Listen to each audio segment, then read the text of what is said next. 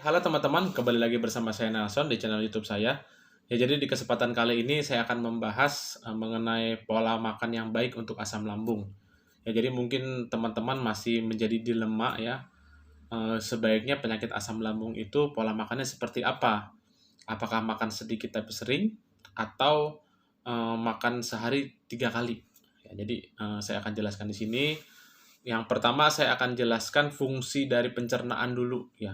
Berapa lama lambung kita mencerna. Jadi supaya kita paham betul ya cara kerja organ pencernaan kita. Ya, jadi pada dasarnya pencernaan kita, lambung kita ini kira-kira mencerna makanan 3 sampai 4 jam dan setelah itu kita biarkan lambung kita beristirahat kira-kira 1 jam.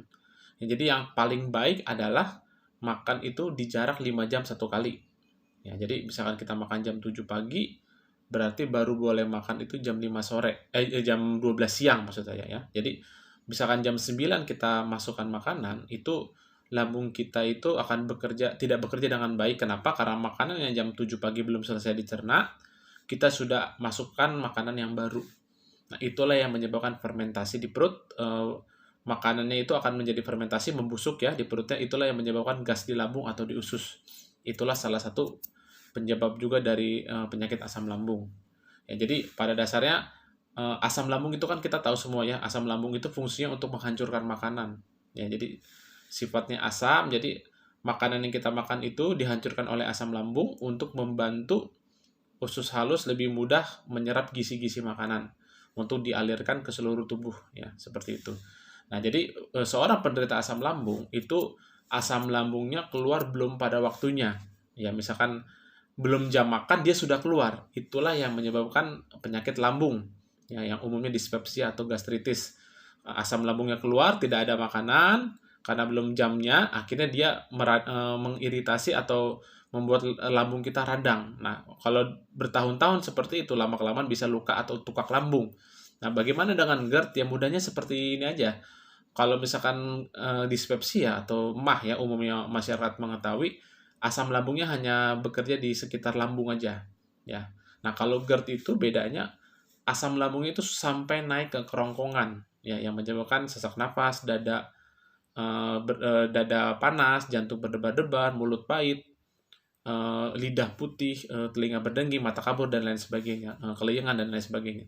Tapi bukan berarti pun MAH pun tidak sesak napas. Terkadang pun MAH sendiri pun bisa menyebabkan sesak napas. Kenapa? Pada saat terlalu banyak asam lambung di lambung kita, itu kan lambungnya otomatis agak sedikit mengembang, membengkak ya. Nah, itu akan menekan diafragma ini. Menekan ini dada, ini lambung, ini dada, ya otomatis dia napasnya berat. Nah, jadi dengan pola makan yang baik, pola makan yang teratur, itu otomatis perlahan-lahan dengan sabar bisa kembali normal seperti semula. Nah, jadi intinya seperti itu. Jadi kita harus makan teratur supaya tubuh tubuh ini kan ajaib ya. Tubuh kita ini ciptaan Tuhan dengan ajaib sekali. Jadi asam lambung itu hakikatnya hanya keluar pada saat kita makan. Nah, tapi karena manusia bandel ya, tidak penuh dengan ketidakteraturan, makan jam berapa saja semaunya. Ya, akhirnya si lambung ini bingung nih kapan akan menghasilkan asam lambung. Nah, kalau misalkan kita hari ini makan jam 7, jam 9 makan lagi, ya asam lambungnya padahal tidak keluar. Nah, itulah makanan yang tidak tercerna dengan baik. Nah, akhirnya karena kita sering ngemil, makan di luar jam makan, akhirnya asam lambungnya naik secara tidak beraturan, selalu menghasilkan asam lambungnya selalu menghasilkan asam lambung. Itulah yang menyebabkan penyakit asam lambung atau dan juga bisa menyebabkan GERD juga. Nah, jadi otomatis teman-teman harus mulai menata jam makannya secara teratur. Ya, jadi anjuran yang paling baik ya sesuai dengan fotokopi yang bagi yang pernah order arang aktif pasti tahu saya yang order arang aktif itu selalu saya berikan jam makan itu komplit sebenarnya. Dari jam 7 sampai jam 5, jam 6 sore itu komplit dengan jam minum. Tinggal dipraktekkan aja. Ya, jadi sebaiknya makan itu sehari cukup 3 kali, jam 7, jam 12 siang, jam 5 sore, paling lambat jam 6 sore. Ya, sebaiknya pun kalau memang teman-teman kuat, ya, bagi penderita GERD, apalagi yang bangun tidur mulut pahit lidah putih, sebaiknya makan malah 2 kali. Makan ketiga itu sebaiknya minum susu kedelai, sari kacang hijau, bekatul kulit ari beras, atau roti gandum yang dipanggang kembali, karena kan roti gandum yang di Indonesia itu sebenarnya dicampur dengan tepung putih. dan ragi juga. Nah, untuk menghilangkan itu biasanya dipanggang agak kering. Nah, itu bisa dibuat camilan malam. Jadi sebaiknya itu makan malam itu anjuran dari saya jangan makan nasi. Apalagi yang GERD-nya itu disebabkan karena berat badan atau obesitas. Nah, seperti itu. Jadi bagaimana yang tidak nafsu makan. Jadi kan sebagai penderita GERD itu jangankan makan sehari 3 kali, kadang makan bubur pun sulit. Nah, kalau kita makan bubur lagi parah-parahnya kondisi lambung itu tidak apa-apa. Jadi makan bubur, tapi itu pun jangan nggak beraturan, sebaiknya sehari 4 kali atau 5 kali, 3 jam sekali boleh. Nah, tapi kalau pada saat sudah bisa makan nasi, ya dianjurkan hanya makan sehari 3 kali. Itulah yang menyebabkan kenapa penyakit GERD itu bahkan sampai berpuluh-puluh tahun, bertahun-tahun tidak kunjung sembuh. Kenapa? Karena mempraktekkan porsi kecil tapi sering tadi. Kenapa? Asam lambungnya tetap bingung. Lambungnya tetap bingung kapan waktunya untuk mengeluarkan asam lambung. Ya, jadi sebaiknya dijadwal jam 7, jam 12, jam 5 terus konsisten seperti itu. Karena apa? Biar asam lambung kita tahu, wah, jam 7 ini waktunya saya keluar nih untuk menghancurkan makanan. Nah, lama-kelamaan tentu butuh waktu ya. Jadi untuk betul-betul sembuh seperti semula itu butuh waktu. Saya tidak bisa pastikan kapan. Biasanya itu kalau pengalaman pribadi pasien-pasien yang order arang aktif itu, kalau yang baru kena itu paling lambat itu 1 bulan sebenarnya, 2 minggu, 3 minggu, 1 bulan lah ya. Jadi misalkan dia terkena nih hari ini, seminggu 2 minggu langsung ditanggulangi, pola makannya langsung diubah, biasanya 2 minggu pun kadang-kadang sudah baik. Nah, tapi kalau yang sudah menjalani berbulan-bulan, nah itu otomatis penyembuhannya pun butuh waktu 2, 3 sampai 3 bulan, bahkan 4 bulan. Bahkan pun apalagi yang ada yang sampai sudah bertahun-tahun, 5 tahun, 6 tahun, itu otomatis lebih lama lagi penyembuhannya. Nah, jadi penyembuhannya itu bukan kita intinya itu ya di pola pikir, udah jelas ya, pola pikir, terlalu negative thinking, terlalu overthinking, takut mati, yang dimanja-manjakan terus, itulah yang akan menyebabkan penyakit GERD kita tidak kunjung sembuh. Pola makannya pun sama, mau sembuh tapi pola makannya berantakan terus, itu pun tidak akan sembuh ya. Jadi herbal itu ya contohnya seperti arang aktif, jeruk nipis madu, kunyit, temulawak, jahe, pada dasarnya itu hanya mempercepat penyembuhan ya. Tetap yang menyembuhkan itu pada dasarnya Tuhan ya, nomor satu ya, Tuhan, dengan kita bantu dengan pola makan kita, dengan pola pikir kita. Herbal itu hanya untuk mempercepat penyembuhan, bukan inti daripada penyembuhan itu sendiri ya. Kalau arang aktif sendiri kenapa bisa membantu menyembuhkan total asam lambung? Bisa dibilang arang aktif itu adalah cara yang paling aman untuk menyerap, karena sifatnya memang mengikat dan menyerap. Jadi asam lambung berlebih itu akan diikat, diserap, dan dikeluarkan melalui BAB. Tapi tetap saja kalau pikiran kita tidak dijaga, pola makan kita tidak dijaga, misalkan kita minum arang aktif, diseraplah gasnya, kembungnya hilang, kita pikiran lagi, cemas lagi, naik lagi asam lambungnya.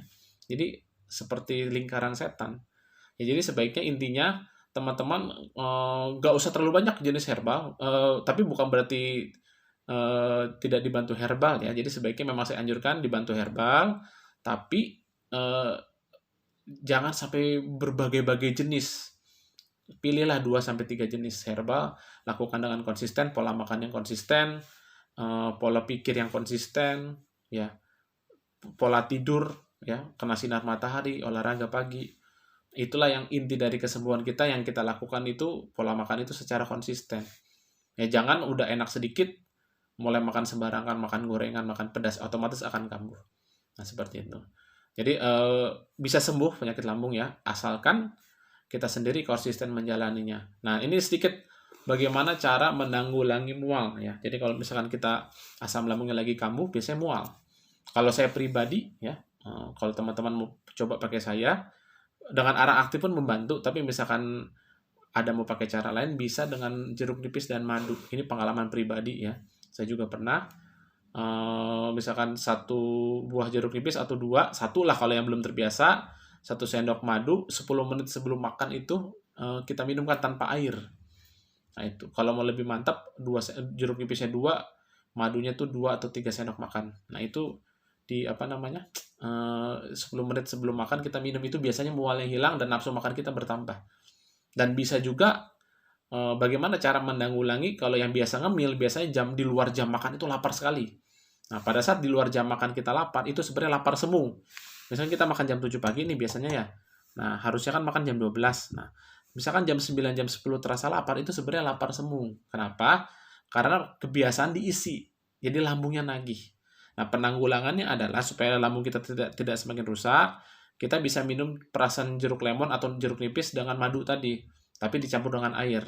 Bisa juga jus wortel. Jadi saya anjurkan jus wortel ini sangat membantu untuk menetralisir asam lambung karena sifatnya alkali.